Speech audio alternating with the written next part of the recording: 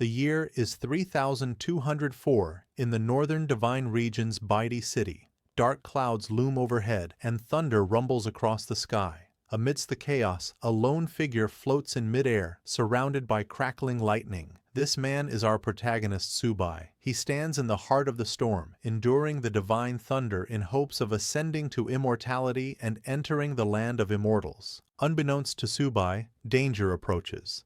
A female cultivator, standing upon a lotus flower, prepares a powerful divine thunder technique. With her sword raised, she launches a strike aimed directly at Subai. At the last moment, Subai manages to dodge. Barely. Though he avoids a fatal blow, the attack injures him, and he plummets to the ground. The woman descends and points her sword at him, demanding his surrender. She is Lin Wangqiu, one of Subai's own disciples. Subai, shocked and furious, can't believe that his loyal disciple would betray him. Outraged, he prepares a lethal counterattack, but before he can strike, another disciple, Bai Yuyu, launches a sneak attack from behind, piercing a hole through Subai's chest. Bai Yuyu then turns to Lin Wangqiu and insists that, despite their master's many sins, they should at least let him die with some dignity. Subai, gravely wounded, can only laugh at the betrayal. He had never treated his disciples unfairly. How could they do this to him? Enraged, he vows that he will not die alone. If he goes down, he will take them with him. Just as he is about to unleash another technique, a third disciple named Shuer activates the falling treasure copper coin, slamming Subai into the ground. He lies there, immobilized, stunned that even Shuer would side against him. Two other disciples, the eldest and the fifth, are missing, and Subai wonders about their absence. Shuer commands her master not to resist, blaming him for countless crimes that cannot be forgiven, and warning him not to blame anyone else for his fate. Hearing this, Subai only laughs and asks if they truly believe the false charges against him. But now that they have drawn their blades against him, he cannot forgive them. In desperation, Subai uses the Divine Soul's true body, law of heaven and earth technique, a self-destruction meant to drag his enemies into death with him.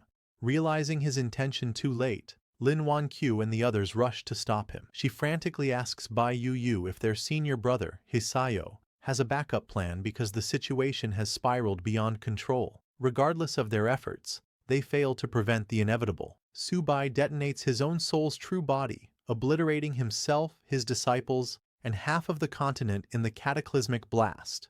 But that is not the end. When Subai next opens his eyes, he finds himself in a strange, unfamiliar place. As he tries to make sense of his surroundings, he hears frantic noises outside. Peering through a window, he sees a world overrun by a zombie apocalypse, with people fleeing for their lives as hordes of the undead roam the streets. Realizing he has been reborn, Subai's thoughts turn back to his traitorous disciples. Why would they betray him? What did they stand to gain? For now, those questions must wait. His priority is to train this new body to its peak, return to the world of immortal cultivation, and make his former disciples pay for what they did. He attempts to gather spiritual energy as he once did. His cultivation had been close to the immortal realm, so if he can just sense the ambient spirit power, he should be able to progress swiftly. Yet to his shock, he feels nothing. Thinking his body might be too weak, he looks outside again and realizes the truth. This world has no spiritual power at all. Furious, he could hardly believe it. How is this possible? Without spiritual power, there was no way for him to cultivate in this world.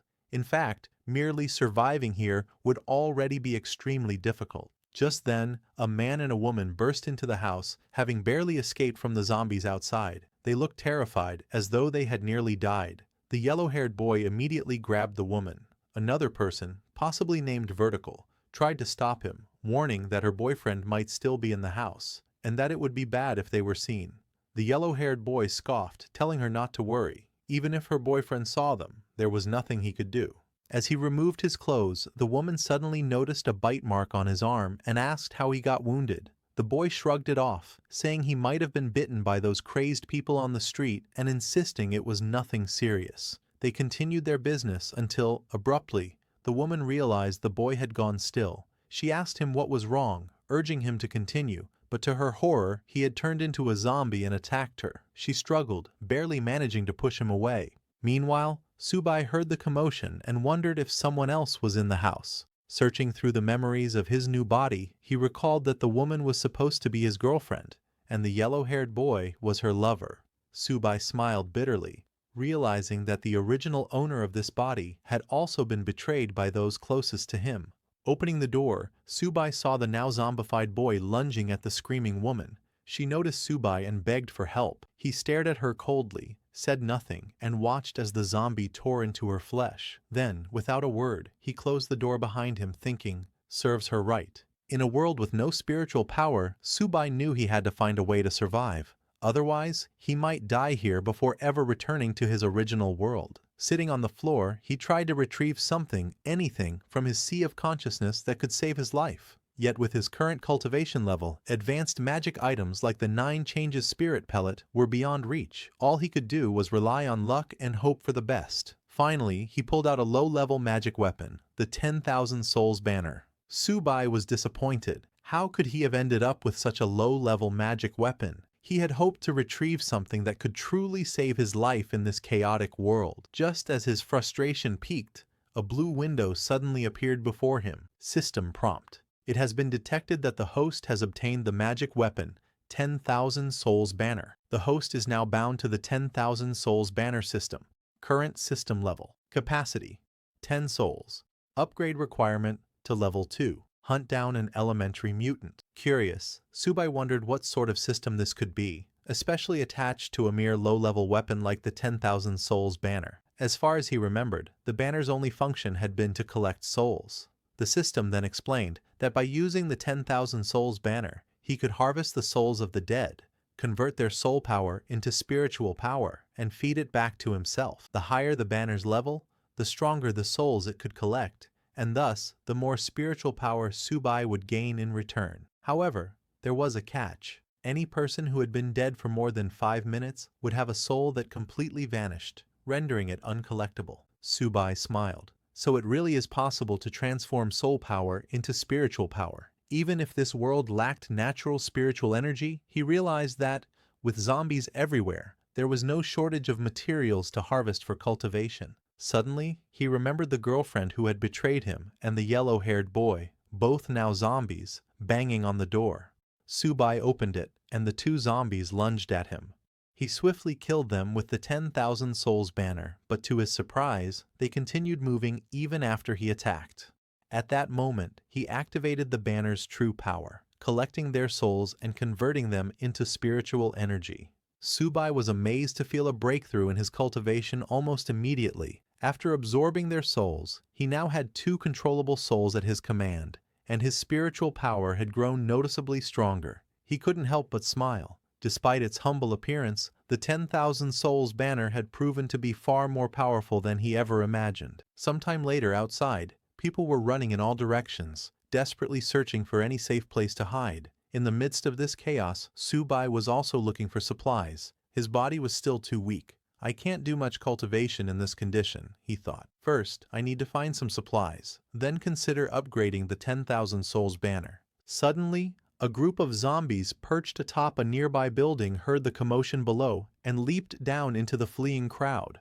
Among them was a plump, blonde-haired woman who panicked upon seeing the zombies heading toward her. In a desperate attempt to save herself, she grabbed another woman from the crowd and threw her at the zombies, using the poor victim as a human shield. Subai happened to witness this horrifying act and was shocked to recognize that the woman who'd been thrown to the zombies looked exactly like Lin Wanqiu, one of his disciples who had once betrayed him. Furious and confused about her presence here, he quickly summoned the 10,000 Souls Banner and killed the zombies attacking her. Lin Wanqiu gasped with relief, grateful to be rescued. "How did you end up here?"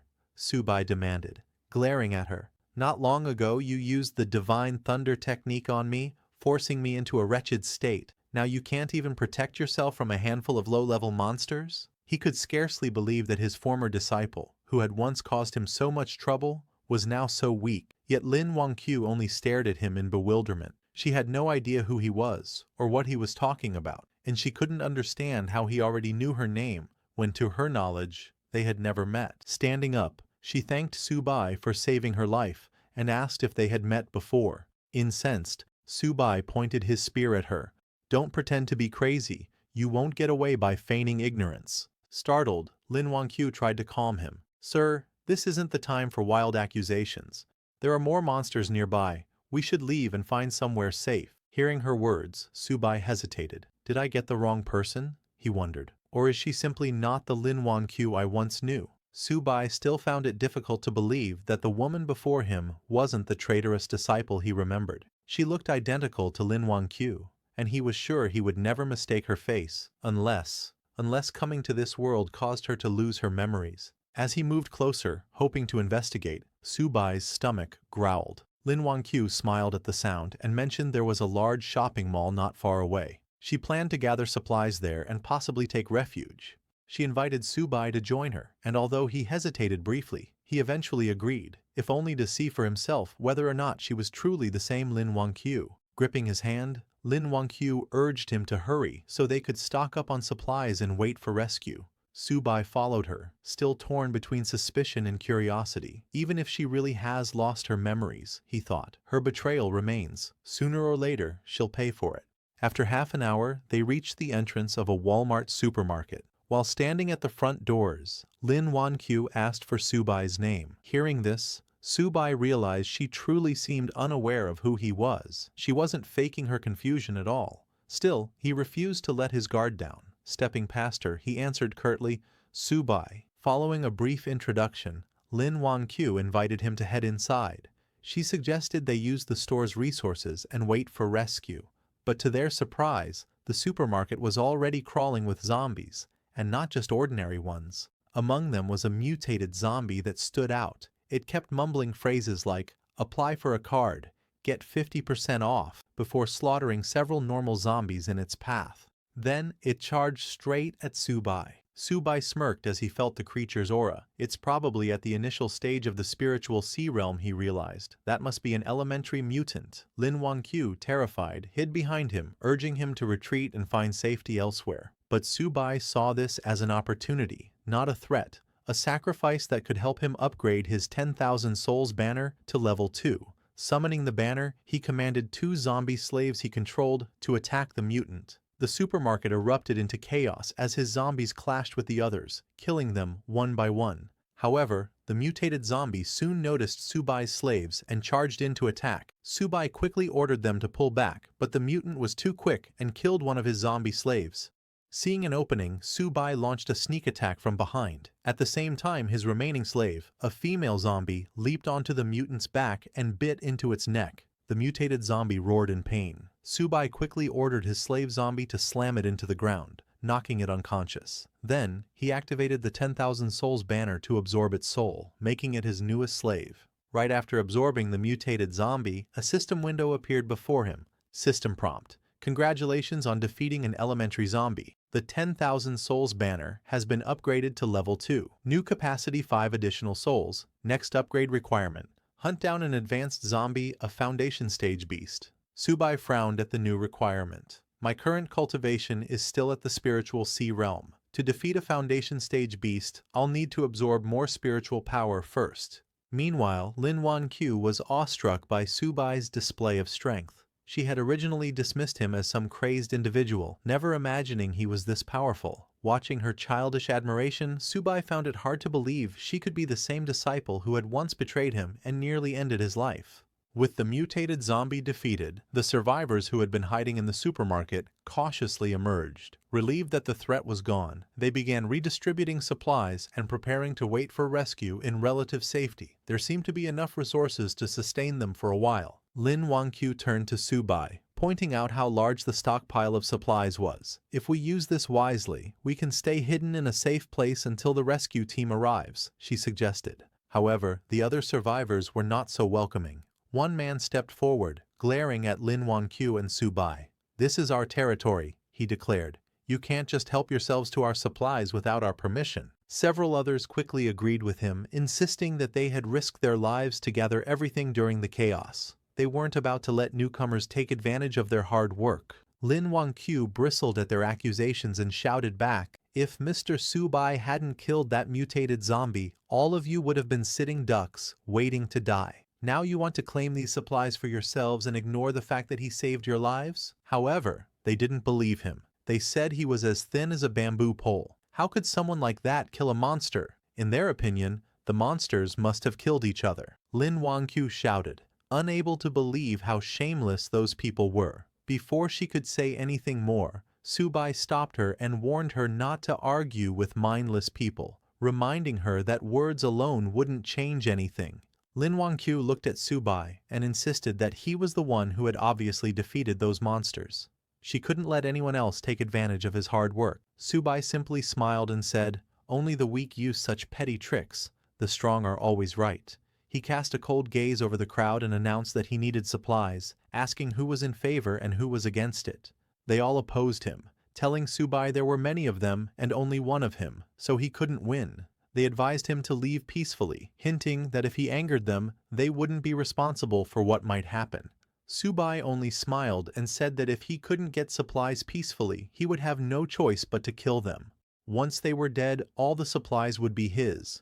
He summoned his mutated zombies and ordered them to attack. Terrified, the crowd begged Subai to spare them, promising he could take all the supplies he wanted as long as they could keep their lives. But he didn't care. He killed those who had threatened him. The rest fled in terror, trying to save themselves. Standing confidently, Subai asked if anyone else wanted to stop him. No one dared say a word. They stood silently, too afraid to even lift their heads. Then Subai turned to Lin Wangqiu and told her to take whatever she wanted.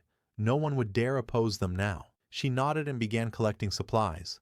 After stuffing her bag, she asked if Subai needed anything. He smiled and said that in return for saving her, all he wanted was help carrying some supplies. Secretly, he was testing her to see if she really had amnesia or was only pretending. Lin Wangqiu agreed, packing his share of the supplies. Subai was confused. He didn't know if she really was his disciple Lin Wangqiu or if he himself had lost his memory. After a few minutes, she finished packing and asked whether they should stay and wait for rescue or head elsewhere. Subai turned to leave, saying he planned to look for stronger zombies to hunt. All she needed to do was follow him with the supplies. Lin Wangqiu nodded and followed him. Once they were gone, everyone else breathed a sigh of relief. Even so, they couldn't believe Subai had dared to kill people so casually. They agreed to report him to the authorities if rescue ever came, insisting that someone like him should be brought to justice.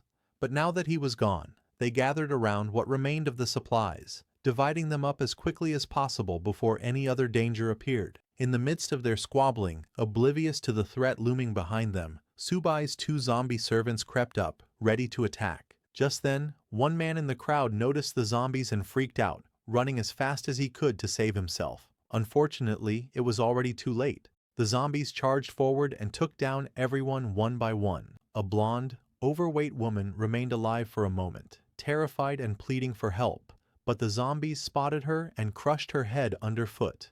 Once the massacre ended, Subai gathered their souls and converted them into spiritual power. He knew leaving survivors would only cause him trouble in the future. Now that he could control 3 undead, Subai felt a bit safer. Still, he was well aware that if he ever had to face more than 10 zombies at once, he'd have no choice but to retreat. Until his level rose, he would keep a low profile. Meanwhile, Lin Wangqiu, who had been following him, was exhausted. She asked if they could rest somewhere, but Subai told her he had no time to waste. If she slowed him down, he would leave her behind. Embarrassed, Lin Wangqiu insisted that she believed Mr. Subai would never abandon her. He smiled and asked why she was so sure, reminding her that they were strangers and he could do as he pleased. Lin Wangqiu confidently replied that she knew the location of the powerful zombie he was looking for. Intrigued, Subai asked how she knew. Lin Wangqiu explained that, back at her university, she fled the campus after spotting a strange creature near the lake. It gave off an unusual scent, and she was certain it was dangerous.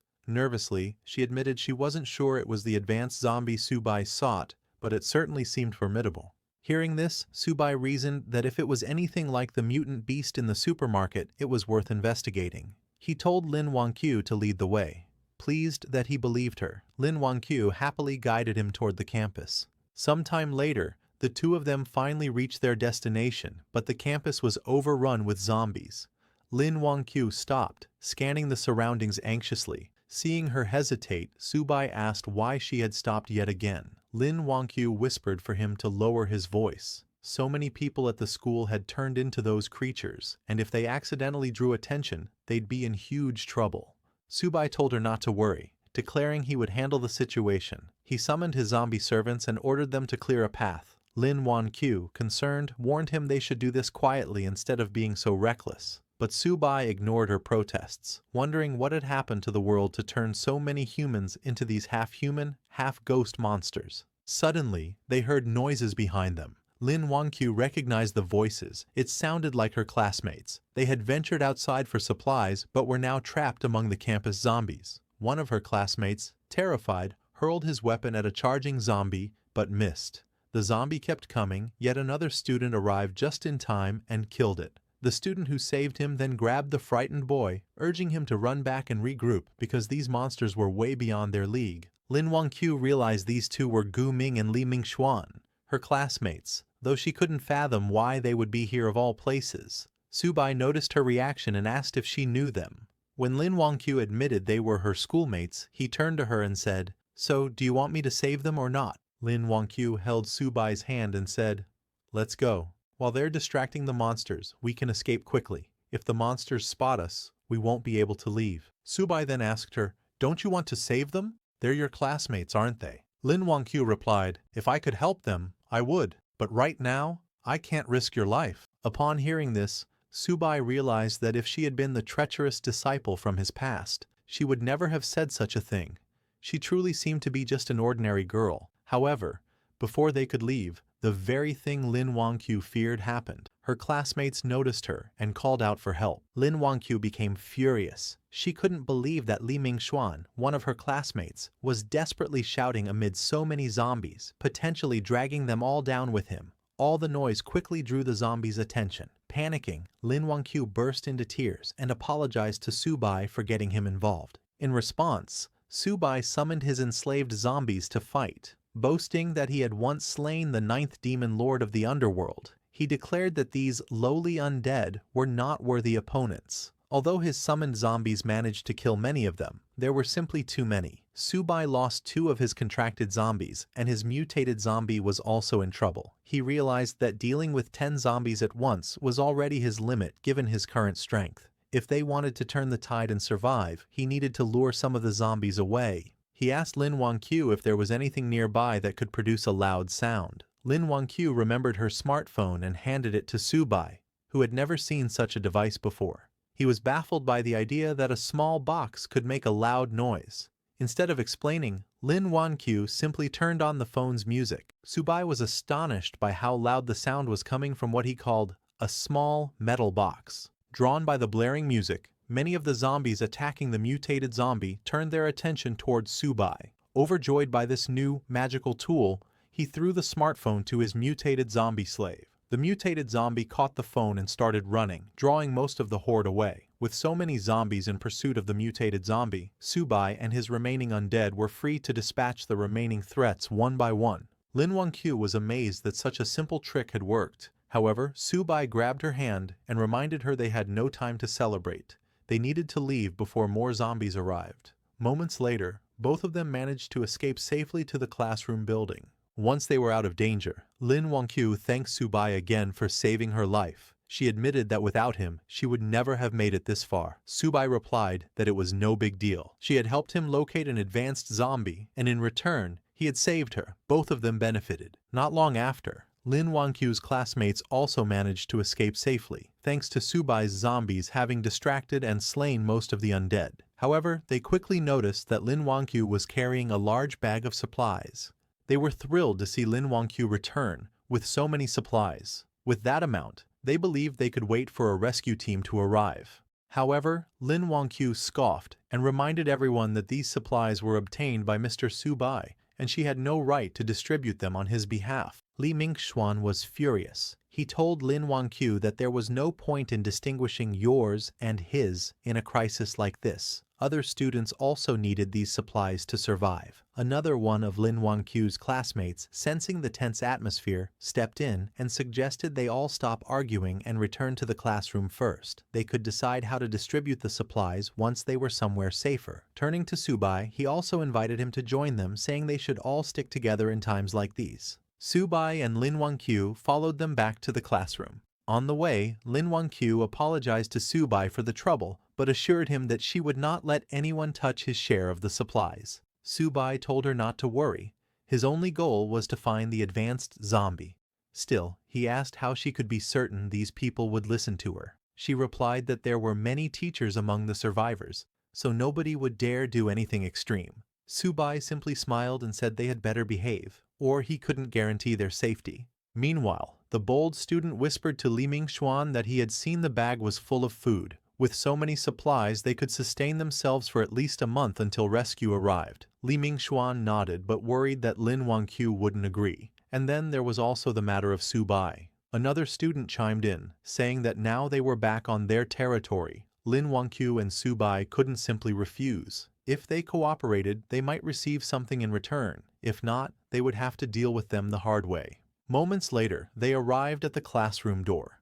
Li Mingxuan called out to the teacher to open up, announcing they had brought supplies. The teacher, relieved to see them safe, invited everyone inside and asked for the supplies to be handed out. As Subai entered, he noticed that many survivors were present. They had managed to avoid the zombies so far, perhaps because the undead hadn't swarmed this area yet. The same bold student pressed Lin Wangqiu to distribute the supplies right away, complaining that they hadn't eaten anything for 3 days. Gritting her teeth in frustration, Lin Wangqiu said she would only give out half. Mr. Subai owned the other half, and they had no right to touch it. Li Mingxuan scoffed and asked why a single person needed so much food. He offered to buy Subai's share at 10 times the market price. Looking at Subai, he asked if he minded selling. Subai smiled and agreed. In that moment, Li Mingxuan tried to claim all of Lin Wangqiu's supplies, forgetting that Subai was no pushover. Subai promptly summoned his mutated zombie slave, ready to attack Li Mingxuan. Seeing the monster appear inside the classroom, everyone panicked and scrambled for safety. Only then did they realize the zombie seemed to be under Subai's control. Subai grabbed Li Mingxuan by the collar and snarled that, because of Li Mingxuan's earlier actions, he had lost 2 undead minions. Yet Li Mingxuan still dared to demand Subai's supplies. Li Mingxuan apologized profusely and begged for his life. Subai asked, "Should I kill you, or should I take your soul to make up for my losses?"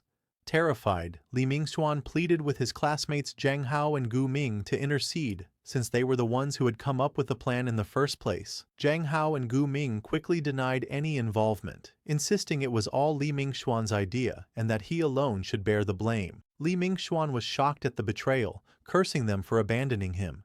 He turned to Lin Wangqiu, begging her to ask Subai to spare him. He promised he would never try to steal supplies again. Subai was curious how Lin Wangqiu would react. Surprisingly, she apologized on Li Mingxuan's behalf and asked Subai to forgive him just this once for everyone's sake. She said they could take her share of the supplies, but no one was to touch Subai's. Watching her selfless behavior, Subai realized that she truly might not be the treacherous disciple he once knew, despite her resemblance. Deciding he no longer needed to keep her close, he told Lin Wangqiu that, now that she had found her companions, it was time for him to leave and continue searching for the advanced zombie. But Lin Wangqiu stopped him, claiming that she knew where the creature he was seeking might be. When Subai asked if she had actually seen it, she said no, but she could sense a terrifying presence somewhere in the school. This startled Subai. Her ability to sense spiritual power suggested an innate spiritual physique. He was astonished because, to his knowledge, no one else in the world had such a physique except his lost disciple. Could she truly be that woman, suffering from memory loss, or was there some other explanation?